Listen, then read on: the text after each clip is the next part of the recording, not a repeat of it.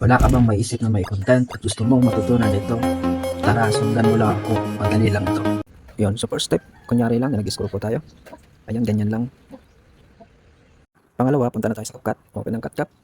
Ayun, so yung recorded natin na nag-scroll tayo. Pangalawa, pili kayo mag-screen record galing sa inyong music app. Ayun, ganyan lang gagawin natin. Tapos, hanapin nyo lang ang overlay. And then, i-drag natin ito pantay doon sa ating recorded na nag-scroll tayo. Sunod ay, i-resize natin. Kapag medyo malaki, i-resize natin para tamang-tama lang doon sa ating video. Ayan, ganyan lang. After nyan, hanapin lang yung splice, itap natin ang hard, at ibaba lang natin, depende sa inyong panlasa. Ayan, ganyan lang. So, iset natin sa 55 lang. Ayan, ganyan lang. Sunod ay punta tayo sa effects. Tap lang ang video effects at hanapin natin ang fish eye, IV. Ayan, search lang po natin. So, ayan, tap natin. At pwede natin itong i-adjust. Ano po, depende sa inyong panlasa. Ayan, ganyan lang. Set lang natin ng ganyan. Ayun.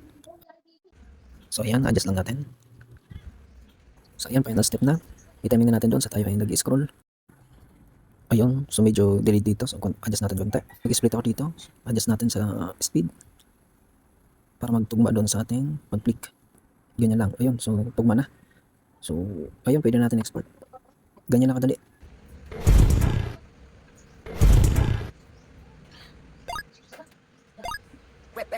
Hot shot running in my non-stop vertical.